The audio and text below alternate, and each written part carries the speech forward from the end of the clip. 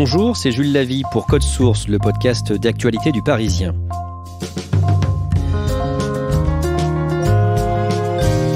D'habitude, le Parisien, ce sont des centaines de salariés qui s'affairent. Des réunions, des discussions parfois animées, une journaliste qui cherche un coin calme pour téléphoner, des reporters et des photographes qui vont et viennent. Cette rédaction sur 3 niveaux est déserte aujourd'hui. Pourtant, le Parisien sort chaque matin et bat ses records d'audience sur Internet. Code Source vous plonge dans les coulisses de 3 médias à l'heure du coronavirus, Le Parisien, BFM TV et France Info, 2e épisode. Richard Place, en tant que directeur adjoint de la rédaction de France Info, début mars, vous préparez la couverture du premier tour des élections municipales. Oui, nous préparons le premier tour des municipales. La semaine qui précède, notre tranche de midi à 14h est entièrement dédiée à cette actualité-là. Frédéric Carbone se promène un peu partout en France pour raconter les municipales, mais au fur et à mesure de la semaine, ces échanges avec la population se modifient et l'on parle des municipales et du coronavirus et comment d'ailleurs le coronavirus va influencer les municipales également. C'est-à-dire que les Français qui sont au micro de France Info veulent parler du coronavirus aussi. Oui, ça devient un sujet de préoccupation, de questionnement. Et donc nous l'évoquons évidemment tout naturellement avec eux et nous essayons d'ailleurs déjà d'apporter des réponses avec la communauté scientifique. Céline Pigalle, vous êtes directrice de la rédaction de BFM TV. À la même période, début mars, on apprend que des centaines de personnes ont pu être contaminées par le coronavirus quelques semaines plus tôt à Mulhouse pendant un rassemblement évangélique. Cette affaire de Mulhouse, c'est soudain une image très très forte de ce qu'est ce virus. Des gens se sont rassemblés, ont passé plusieurs jours ensemble, se sont serrés dans les bras les uns des autres, se sont donné des accolades, se sont embrassés aussi sans doute. Et là, on voit les effets 2 semaines plus tard. Des cas recensés en Corse et dans plusieurs régions françaises, jusqu'en Guyane, où 5 cas ont été identifiés comme positifs au coronavirus. Et des médecins locaux qui nous disent cette simple réunion de quelques dizaines de personnes, elle peut faire 800 malades. Et là, on voit le caractère exponentiel de la contamination. Malgré ça, Emmanuel Macron, par exemple, le 6 mars, se rend au théâtre avec son épouse Brigitte pour assister au spectacle de l'humoriste Alex Lutz. Stéphane Albouy, directeur de la rédaction du Parisien, on voit bien là que finalement la vie continue. Oui, la vie continue. La vie continue, il y a une période grise, une période de flottement dans laquelle on va rester longtemps. Il y a quelque chose de très difficile à totalement changer nos habitudes. Et il y a évidemment, on le voit, on l'a senti dans le discours présidentiel, parfois du « en même temps » qui s'accommode assez mal de ce virus. À ce moment-là, quelle est l'ambiance dans la rédaction au Parisien ? Il y a encore beaucoup de journalistes, parfois des pots le soir. Il y a beaucoup de journalistes, les pots sont très limités à l'intérieur de nos rédactions, mais effectivement, on travaille encore en équipe. Et surtout, on a des conférences de rédaction, des réunions hebdomadaires, et donc là, on passe pas mal de temps ensemble. On se serre la main, on se fait la bise. On se serre la main, on se fait la bise, on se tape sur l'épaule. Françaises, Français. Le jeudi 12 mars, Emmanuel Macron s'adresse aux Français à 20h. Son ton est solennel, il va annoncer la fermeture des écoles et des crèches pour le lundi 16 mars. Dès lundi et jusqu'à nouvel ordre, les crèches, les écoles, les collèges, les lycées et les universités seront fermés. Et ce qui est très frappant ce soir-là, c'est que Jean-Michel Blanquer, le ministre de l'Éducation, avait dit plusieurs fois dans la journée que les écoles n'allaient pas toutes être fermées, qu'il fallait continuer à faire des choses au cas par cas. Et c'est le contraire qui se passe. Jean-Michel Blanquer l'avait dit encore à 15h30 sur BFM TV. Et le soir même, le président de la République, qui sans doute ne l'a pas informé, ne l'a pas averti, prend cette mesure radicale. Toutes les écoles vont fermer lundi prochain. Et là, on sent qu'on bascule dans un autre temps, dans un autre mode de fonctionnement, un autre mode de gestion de la crise. C'est le premier coup de semonce. On passe dans autre chose. À partir de cette déclaration, médiatiquement, le coronavirus devient le principal sujet. Mais on est encore dans une zone où on se dit la vie peut continuer. Il n'y a pas école, mais on a encore un certain nombre d'établissements ouverts, on peut se balader librement. C'est aussi à ce moment-là que les annulations se multiplient dans tous les secteurs, et notamment en ce qui concerne les sports. Là, il y a un impact, là aussi, très important dans notre couverture professionnelle, dans notre façon de travailler. Les manifestations sportives tombent les unes après les autres, et là, effectivement, on sent qu'on bascule. Et les journalistes du Parisien, du service des sports, vont basculer vers d'autres services ? Ça, on le fera un petit peu plus tard, mais effectivement, les journalistes des sports dont l'activité diminue vont se redéployer dans d'autres services pour travailler sur l'actualité liée au coronavirus et à différents endroits du journal.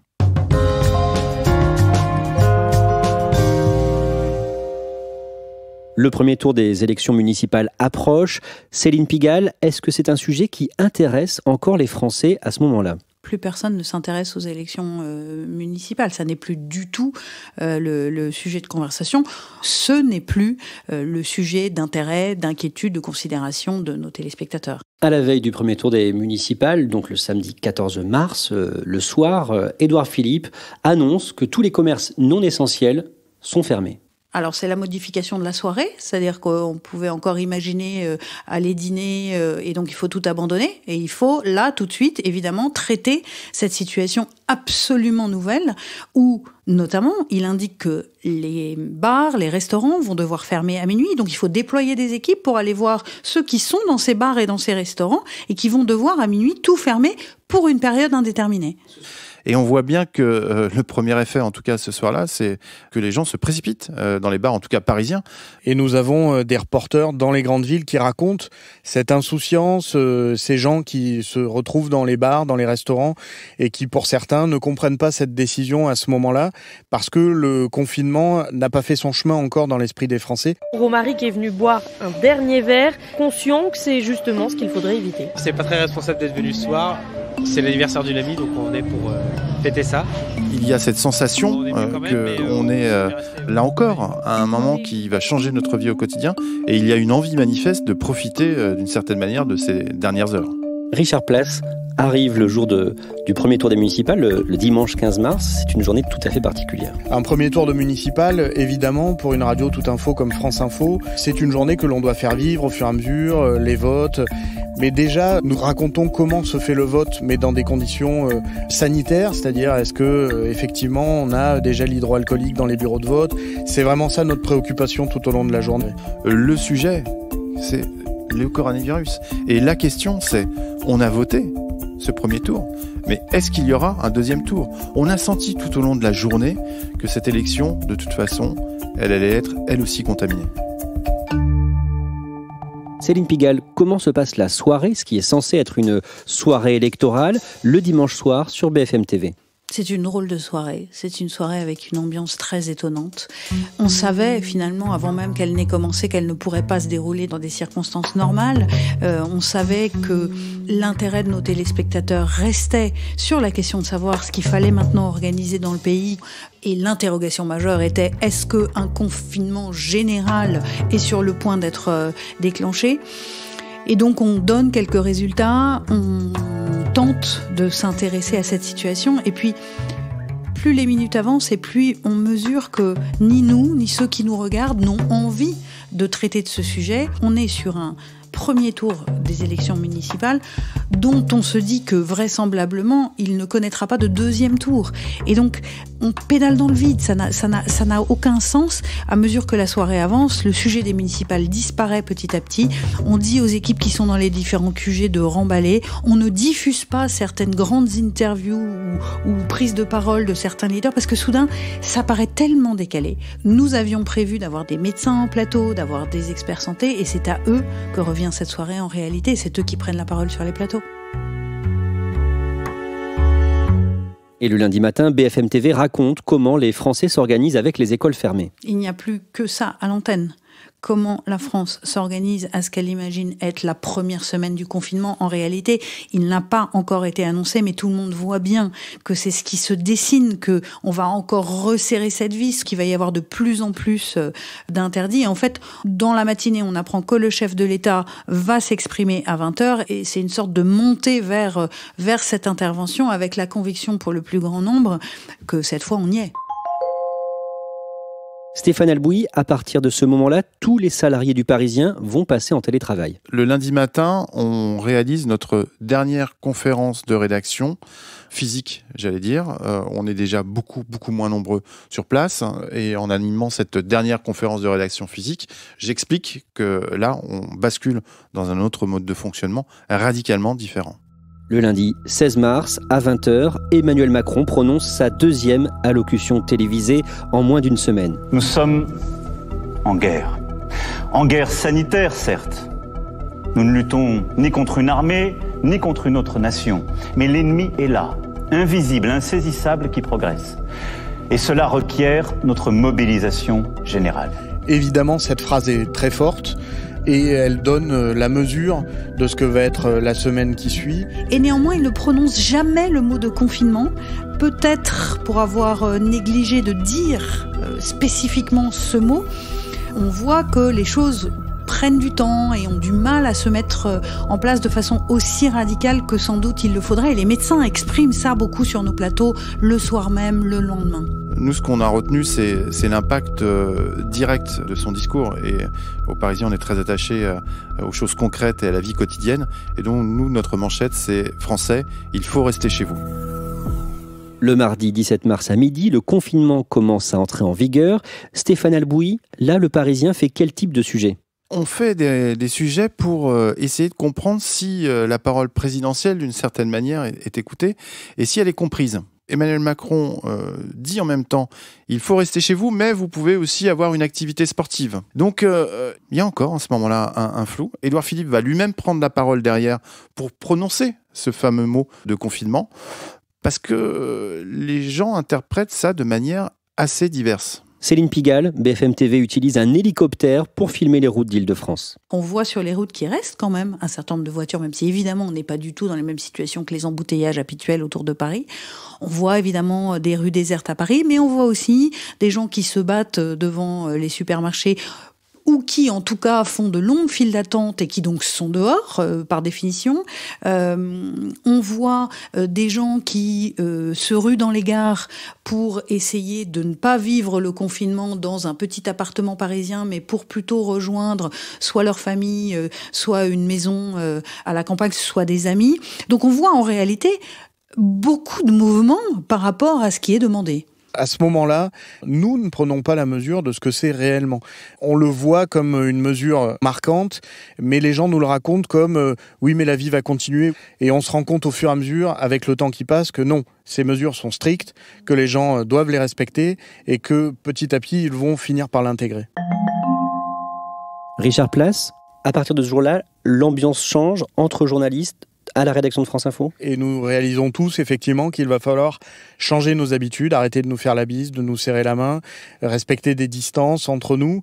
Et nous commençons à la direction de France Info à réfléchir à une nouvelle organisation pour que moins de monde se croise dans la rédaction. C'est-à-dire que jusque-là, vous n'aviez pas vraiment pris conscience du risque potentiel. Jusque-là, certains étaient peut-être plus prudents que d'autres et effectivement, il n'y avait pas de règles strictes qui étaient respectées. France Info a ouvert son antenne aux auditeurs, ce qui est exceptionnel.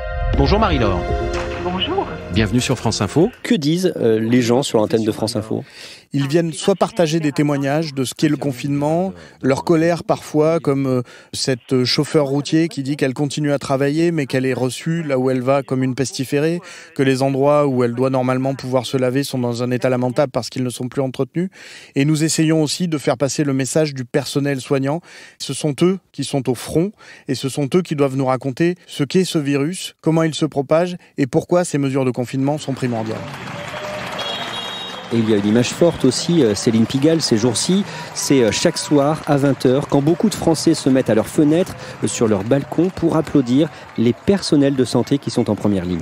Chacun a envie de démontrer qu'il tient son rang, qu'il tient son rôle dans cette situation et évidemment qu'il est aux côtés de ceux qui soignent et qui vont nous aider à sortir de la crise. L'hommage aux soignants dans plusieurs villes de France, dans les balcons de Paris, de Nice. Pour vous, en tant que directrice de la rédaction de BFM TV, j'imagine que c'est très compliqué à gérer le fonctionnement de la rédaction aujourd'hui. Ce qui est difficile, évidemment, c'est qu'il y a à la fois une actualité extrêmement puissante avec de multiples sujets et dans le même temps, les journalistes qui, eux, se vivent comme un métier prioritaire, considèrent qu'ils ont une mission, mais veulent travailler dans des conditions où à la fois eux-mêmes sont protégés et à la fois ils ne deviennent pas vecteurs de transmission parce qu'ils circulent sur le territoire. Donc on essaye de répondre à tous ces enjeux. Richard Place, comment France Info se prépare à tenir la couverture de ce confinement qui va durer de longues semaines. On se réorganise au sein de la rédaction. Ça a été un gros travail toute la semaine d'imaginer comment maintenir notre antenne. On réduit la voilure autant que possible et autant que nécessaire, tout en essayant de maintenir la meilleure antenne possible. Stéphane Albouy, aujourd'hui, est-ce que le Parisien s'est habitué à cette organisation à distance ou est-ce que ça devient au contraire plus difficile ? Tous les gens ont eu à cœur véritablement que le journal continue à exister, sur le numérique comme en kiosque. Donc il y a eu une projection hyper rapide. C'était d'ailleurs impressionnant finalement à voir ça se mettre en place. Maintenant, on se rend compte qu'il y a eu un sprint pour démarrer et qu'on entame un marathon. On a couru très vite, on s'est adapté très vite et on se dit que cette adaptation hyper rapide, il va falloir maintenant la maintenir pendant des semaines, peut-être des mois. On se prépare à un confinement long et au niveau journalistique, on dirait que chaque jour, il y a de nouveaux sujets, de nouveaux angles à traiter. Nos lecteurs, nos acheteurs ont besoin de comprendre ce qui se passe. Tout a changé. Donc, il y a beaucoup de questions pratiques par rapport à ça. On est très sollicités. Nous, on a ouvert sur notre site un espace dédié exclusivement à ces questions. En l'espace de 48 heures, on a eu 2000 questions. On essaye de répondre directement à nos lecteurs. On est dans une période où on sent que la relation va être très importante et que les médias, finalement, sont sursollicités. Et c'est une bonne chose parce que le média, c'est celui qui doit rapporter la parole, expliquer un certain nombre de choses et maintenir une forme de lien. Donc on a un rôle d'information et on a un rôle sans doute social, peut-être démocratique, on le verra dans les semaines qui viennent, de plus en plus important. Bonjour Jacqueline. Oui, bonjour madame. Vous avez 95 ans. Comment vivez-vous, vous, ce confinement ? Qu'est-ce qui se passe pour vous en ce moment ? J'ai appelé parce que j'ai mal à l'oreille depuis le 1er février. Je souffre beaucoup et j'ai un rendez-vous le 2 avril et je demande si je pourrais aller parce que j'ai peur quand même de la contagion étant donné mon âge. Si vous avez vraiment mal, appelez le médecin avec lequel vous avez rendez-vous. C'est lui, je pense, qui sera le plus à même de vous dire si vous pouvez venir et ce, en toute sécurité. Richard Place, avant d'être à la direction de France Info, vous étiez grand reporter. Est-ce que vous avez déjà couvert une actualité pareille ? C'est très particulier cette actualité-là. Quand on est grand reporter, on se rend quelque part parce qu'il y a une guerre, une catastrophe naturelle et on y reste 1, 2, 3 semaines en immersion et quand on revient, on reprend sa vie quotidienne, son train-train finalement. Là, nous sommes tous immergés dans ce qui se passe actuellement. Nous sommes finalement tous en grand reportage.